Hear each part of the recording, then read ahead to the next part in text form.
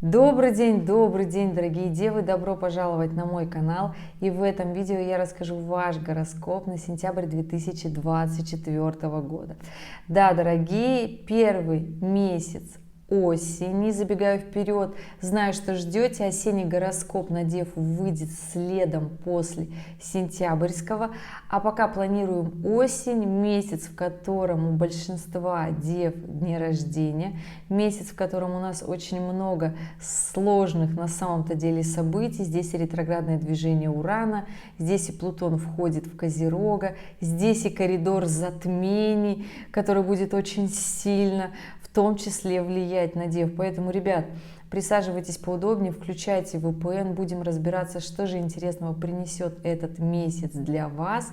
И рассказываю сразу: девы первой декады — это те, кто родился в августе, девы второй декады, кто родился с 1 по 10 сентября, девы третьей декады — это те, кто родился с 11 сентября и до знака зодиака Весы. Ну что, ребят, поехали. Начало сентября, первая его неделя, достаточно эмоциональная, достаточно сложная в силу того, что у нас 1 сентября разворачивается и уходит в ретроградное движение на 5 месяцев Уран. Он разворачивается в Тельце, а значит делает классный мощный трин девам третьей декады. Да, ребята, вот так, девы третьей декады, у вас классная помощь на 5 месяцев от Урана, поэтому здесь внедряйте нечто новое, делайте, запускайте проекты, связанные с будущим, информационными технологиями, аналитическими знаниями, совместно с друзьями, большими группами, да. Точно так же здесь Плутон входит обратно в Козерог, и это тоже случается у нас 1 сентября, поэтому здесь, ребят, скажу, эта история, когда Плутон будет в Козероге, забегаю вперед на 3 ближайших месяца, поэтому здесь, девы третьей декады, вы будете чувствовать вот эту вот силу, пробивную мощь, желание построить бизнес, нечто классное, большое, заработать много денег. Да, девы третьей декады, у вас будет здесь прекрасное настроение. Если, конечно, вы смотрели уже гороскоп на 2025 год, вы понимаете, что там уже начнет колбасить тех дев третьей декады, кто ничего не сделал. Так вот, ребята, сейчас, вот сейчас, в этом сентябре, нужно сделать много.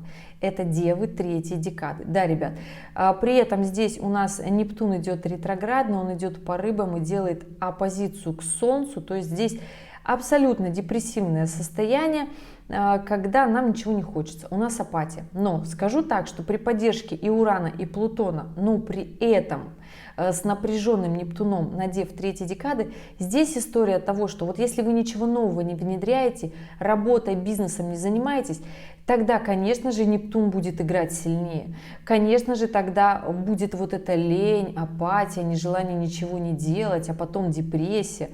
Поэтому здесь, ребят, конечно же, начинаем активно внедрять нечто новое для того, чтобы и 2025 год прошел совершенно на других эмоциях и вибрациях. И да, ребят, скажу так, что у нас первая неделя сентября вот такая мощная, активная, заметят ее однозначно девы третьей декады. Вот у вас будет и плюс, я бы так сказала, и минус. Девы второй декады. Здесь, конечно же, ребята, очень сильно прочувствуете этот момент уже в новолуние. Новолуние у нас будет в сентябре 2-3 числа. 2 сентября те, кто находится в западном полушарии, 3 сентября уже это для тех, кто находится в восточном полушарии. И здесь, конечно же, на момент новолуния в Деве, да, у нас Солнце начнет съезжаться в оппозиции с Сатурном. Это аспект всегда того, что нас заставляют делать то, что нам не совсем нравится. Поэтому скажу так, что сентябрь у Дев второй декады пройдет как раз-таки в разрешении тех сложных задач, которые вы оставляли на потом. То есть, если вы максимально отодвигали эту историю, но вот какие-то вот такие вот более легкие времена, то, знаете, они еще пока эти легкие времена не наступили, поэтому здесь необходимо потрудиться. Причем этот аспект очень хорошо работает, то есть в плане благоприятная его отдача, когда мы что-то делаем, реализуем план, по жизни, да, которую мы хотим, тогда мы понимаем, что да, по чуть-чуть, потихоньку наш план реализовывается. Кому-то будет казаться медленно, мучительно, это я про дев второй декады, но при этом он будет реализовываться, да. Девы же первой декады вот здесь почувствуют, я бы сказала, такое сложненькое напряжение от ретроградного Урана, потому что здесь история, конечно же, начнут случаться события, и здесь отсылочка такая, не просто так у нас вот это все случается перед коридором затмений. И вот эта сентябрьская история, это репетиция на самом деле марта 2025 года, марта и июля, когда Уран поменяет знак Стрельцов на Близнецы. Эта история будет очень важна для дев первой декады, поэтому вот здесь, вот, ребят, забегаю вперед, не пророк, да, просто мне аспекты показывают, и значит это однозначно наступит, да. Уран, сейчас говорю про дев первой декады, да, когда делает квадратуру к Солнцу, это аспект, когда у нас начинают выкашиваться все наши привычные дела, то есть у нас случается аврал, на нас скидывается просто нереальный какой-то объем работы, мы перестаем спать, есть, у нас теряется сон, да, мы становимся беспокойны, начинаем как белка мотаться. Это для того, чтобы нас ускорить. Когда Уран приходит с напряженным аспектом, это всегда к тому, что отваливаются дела, которые не ведут к будущему. Уран — это планета будущего, связана со сложными знаниями, прогнозированием, аналитикой, информационными технологиями, развитием, да, глобального человеческого. И если вот мы вот сами в своей картине мира к этому не идем, тогда у нас старое начинает вот отваливаться, у нас просто не хватает на него времени. Уран — это планета, которая тесно связана со временем, именно с будущим. И здесь история того, что у дев первой декады это начнет очень сильно работать в июле 2025 года. Прогноз на 2025 год закреплю в конце этого видео. Кто еще не видел, посмотрите. Но сейчас эта история такая будет очень тонко, где-то далеко. У нас всегда звезды, я бы так сказала, подводят несколько раз, поэтому несколько петель вот этих подходит планета, уходит в ретроградное движение, потом снова подтягивается, да. И вот девы первой декады вот эту историю начнете уже ощущать. Поэтому здесь старайтесь не эмоционировать, эмоции не помогут. Всегда при квадратуре Урана хочется ругаться, злиться, доказывать всем, что я не чайник, но при этом получается криво.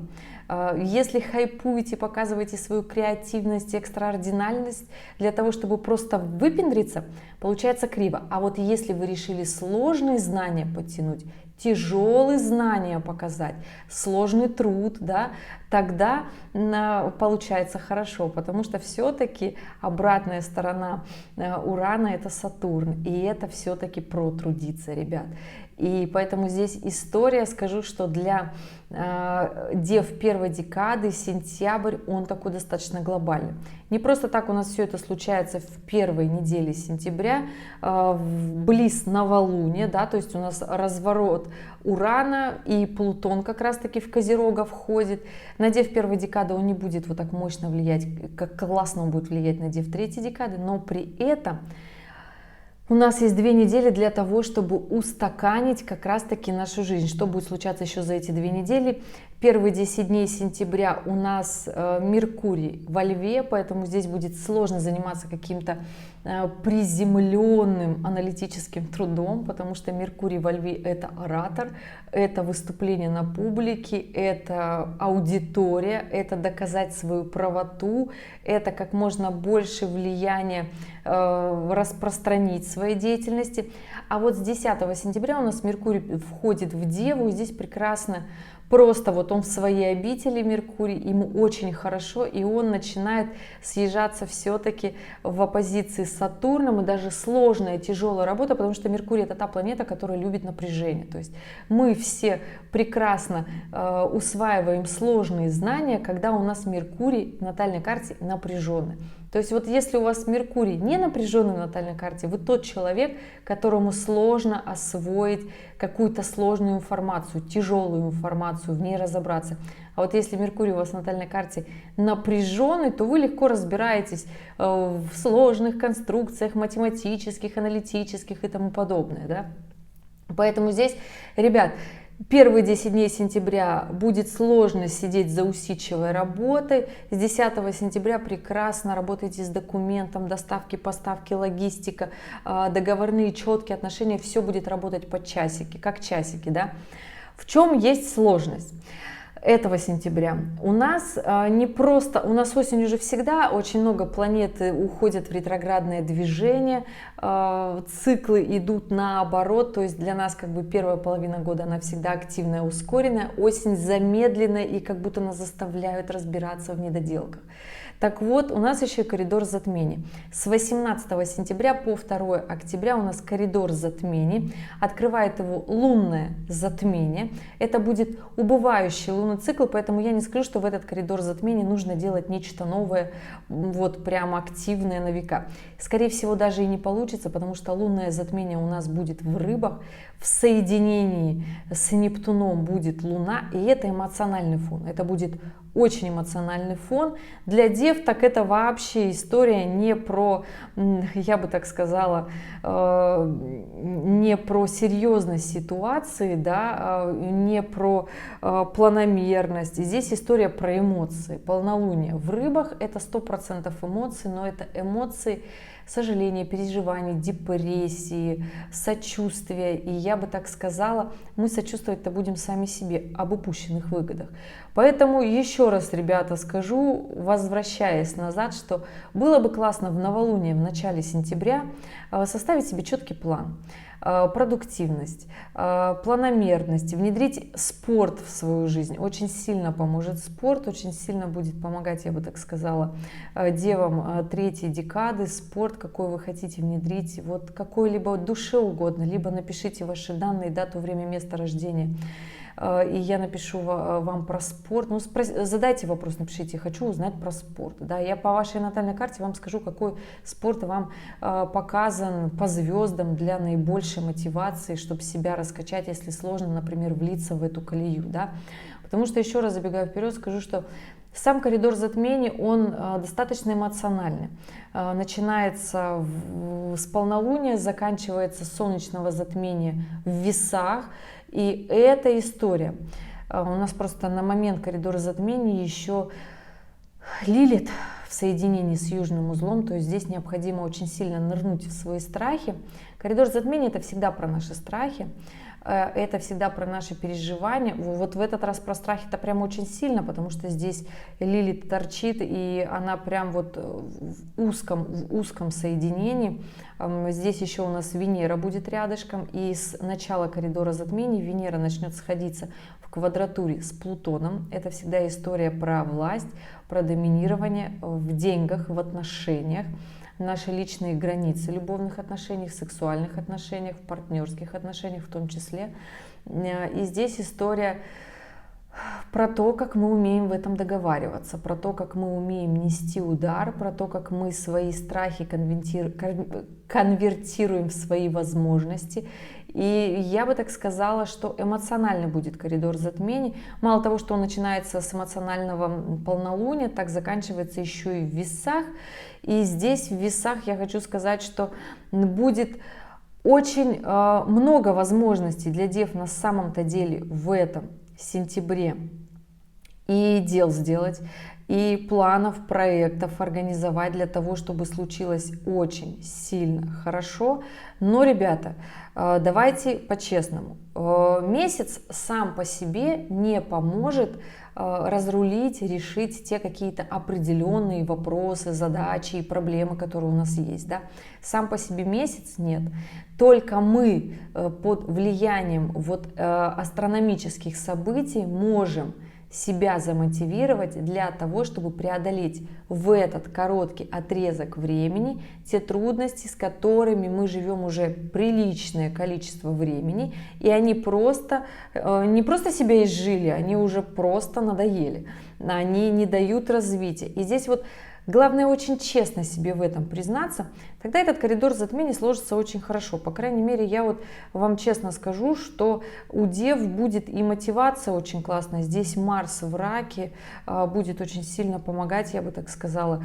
И даже Венера уже на момент окончания коридора затмений будет делать тоже хороший секстиль к девам второй декады. Поэтому здесь нужно просто потрудиться. Поэтому да, для всех дев будет немножко по-разному отсвечивать вот этот коридор затмений. Более эмоционально, конечно, закончится коридор затмений для дев второй декады. У дев первой декады и третьей декады здесь история абсолютно рабочая, то есть связана с возможностями. Упущены ли это возможности, упущены ли это выгоды, упущены ли это отношения, то есть упустите их, будет сложно.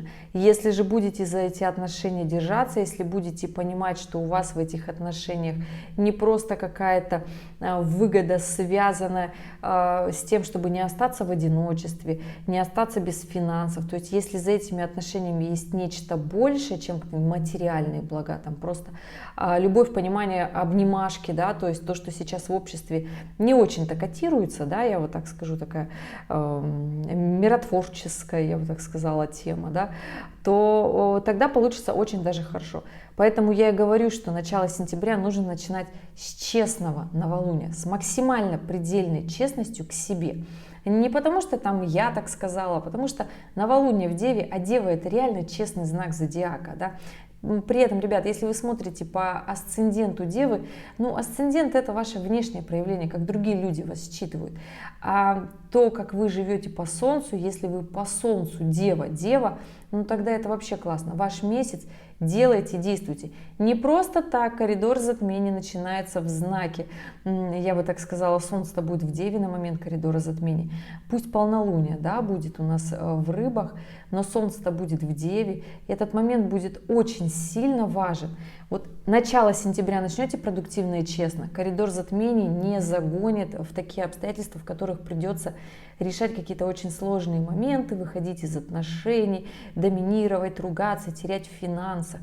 А это такая история, которая, еще раз хочу сказать, что события этого коридора затмения, как вы поведете себя здесь как личность, умение решать вопросы в личной жизни и в работе в том числе, умение реализовываться, очень четко и тонко уже подсвечивает 2025 год. И каким сложится 2025 год, сейчас вот такая небольшая репетиция. Скромненькая, ребят, длиной всего лишь, я бы так сказала, в полмесяца.